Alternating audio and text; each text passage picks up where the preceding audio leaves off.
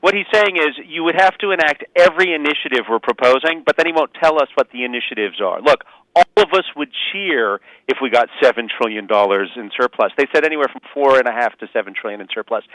But I would put money on this one. Ain't gonna happen.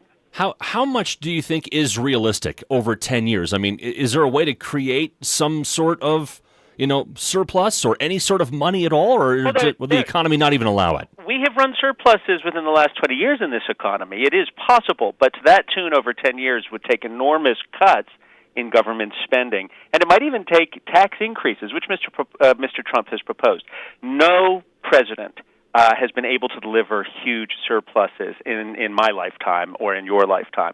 It's just not going to happen with the way that we allocate funds in the United States.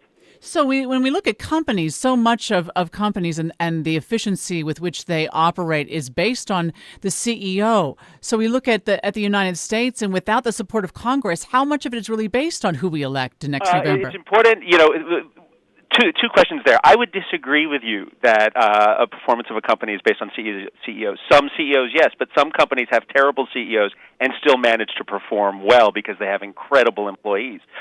And we can have a whole discussion about that on another day. But it's important because you have to have a president who can work with the legislative branch, but a legislative branch that will work with the president. We have just come off of 8 years in which President Obama says that the Republicans in Congress would not work with him. Well, the Republicans in Congress say President Obama would not work with them. And remember, President Obama had a democratically controlled Congress the first 2 years of his 2 terms and had some problems. So it's key that the executive be able to talk with the legislative branch and that the legislative branch also be able to talk with the executive branch, and then they have to get past the judicial review at the Supreme Court. So that's a whole other problem, too. All right, Adam, I want to throw you under the bus here. Well, not under the bus, but I want to get some breaking news at you and get some instant analysis here. We've got retail sales numbers that literally are maybe 10, 15 minutes old. Americans stepped up their online shopping. They bought more autos in the month of April, and I guess with retail sales climbed 1.3%?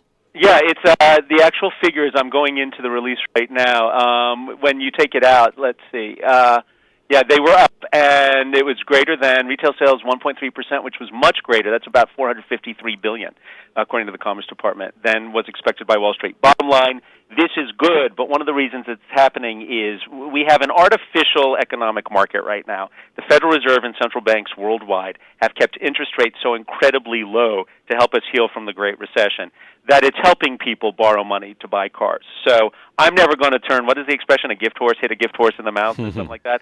I'm not going to say this is a bad thing. And I want to check futures if I can real quick just to see how the market is reacting. Well, where is it? Oh, I hate my computer. It moves so slow. Come on, the Commodore 64. Futures are down. Go figure. Wall Street's not happy about it. Now futures are down.